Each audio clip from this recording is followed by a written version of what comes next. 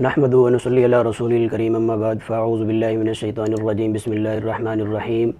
ان اللہ و ملائکتہ یصلون علی النبی یا ایھا الذین آمنوا صلوا علیہ وسلموا تسلیما۔ صدق اللہ العظیم۔ سامعین و ناظرین السلام علیکم ورحمۃ اللہ وبرکاتہ۔ ساقی کوثر، شافی محشر، سرور کونین، حبیب خدا محمد مصطفیٰ صلی اللہ علیہ وسلم کی ذات پر درود پاک پڑھنا ایسا عظیم عمل ہے، ایسی عظیم عبادت ہے کہ خود رب العالمین بھی اسے کرتے ہیں، اور رب العالمین کی معصوم مخلوق فرشتے بھی اس عمل کو کرتے ہیں،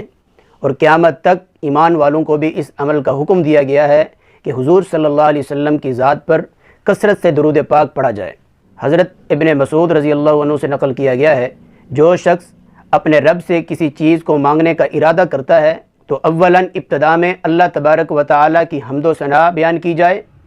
وہ حمد و ثنا ایسی حمد و ثنا جو اس کی شایان شان ہو، اس کے بعد حضور صلی اللہ علیہ وسلم پر درود پڑھا جائے تو وہ وقت، وہ لمحہ دور نہیں کہ آپ کی دعا قبول نہ ہو اور آپ اپنے مقصد کو نہ پہنچیں۔ حضرت عبداللہ بن یسر رضی اللہ عنہما سے حضور اقدس صلی اللہ علیہ وسلم کا ارشاد نقل کیا گیا ہے، ساری کی ساری دعائیں رکی رہتی ہیں یہاں تک کہ ابتدا میں اللہ تعالیٰ کی حمد و ثنا بیان نہ کی جائے اور حضور صلی اللہ علیہ وسلم پر درود پاک نہ پڑھا جائے۔ جب یہ دونوں کام کریں گے تو اس کے بعد آپ کی دعا بھی قبول ہوگی اور آپ اپنے مقصد کو بھی پہنچ جائیں گے۔ حضرت انس رضی اللہ تعالی عنہ سے حضور صلی اللہ علیہ وسلم کے ارشاد نقل کیا گیا ہے، دعا رکی رہتی ہے یہاں تک کہ مجھ پر درود پاک پڑھے۔ شیر خدا حضرت سیدنا علی المرتضیٰ رضی اللہ تعالی عنہ سے حضور صلی اللہ علیہ وسلم کے ارشاد نقل کیا گیا ہے کہ تمہارا مجھ پر درود پاک پڑھنا تمہاری دعاؤں کی حفاظت کرنے والا ہے، تمہارے رب کی رضا ہے۔ امیر المؤمنین سیدنا عمر بن الخطاب رضی اللہ تعالی عنہ فرماتے ہیں کہ مجھے یہ بتایا گیا ہے کہ تمہاری ہر دعا آسمان اور زمین کے درمیان معلق رہتی ہے،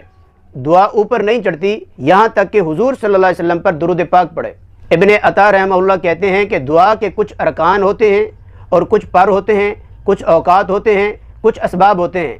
دعا اگر ارکان کے موافق مانگی جاتی ہے تو دعا قوی ہوتی ہے، دعا اگر پروں کے موافق مانگی جائے تو دعا آسمان پر چڑھ جاتی ہے، دعا اگر اوقات کے موافق مانگی جائے تو دعا فائز ہوتی ہے، دعا اگر اسباب کے موافق مانگی جائے تو دعا کامیاب ہوتی ہے۔ تو آئیے، اگر ہم اپنے کاموں میں کامیاب ہونا چاہتے ہیں، اگر ہم اپنے بگڑے ہوئے کاموں کو درست کرنا چاہتے ہیں تو رب العالمین کی حمد و ثنا بیان کیجئے اور حضور صلی اللہ علیہ وسلم کی ذات اقدس پر درود پاک کی کثرت کیجئے، تو ہمارا ہر ٹوٹا ہوا کام، ہر بگڑا ہوا کام، ہر کمزور کام کامیاب ہوگا۔ کافی لوگ کہتے ہیں کہ ہماری دعائیں قبول نہیں ہوتی۔ دعائیں قبول نہ ہونے کی سب سے پہلی وجہ یہ ہے کہ ہم حلال کھائیں، حرام سے بچ جائیں، اور 5 وقت کی نماز خشوع و خضوع کے ساتھ رب العالمین کے دربار میں ہم حاضری دیں۔ اور اس کے بعد دعا مانگنے کے جو طریقے اور سلیقے بتائے گئے ہیں، اگر ہم ان طریقوں اور سلیقوں پر عمل کر کے دعا مانگیں گے تو انشاءاللہ ضرور ضرور ہماری دعائیں قبول بھی ہوں گی،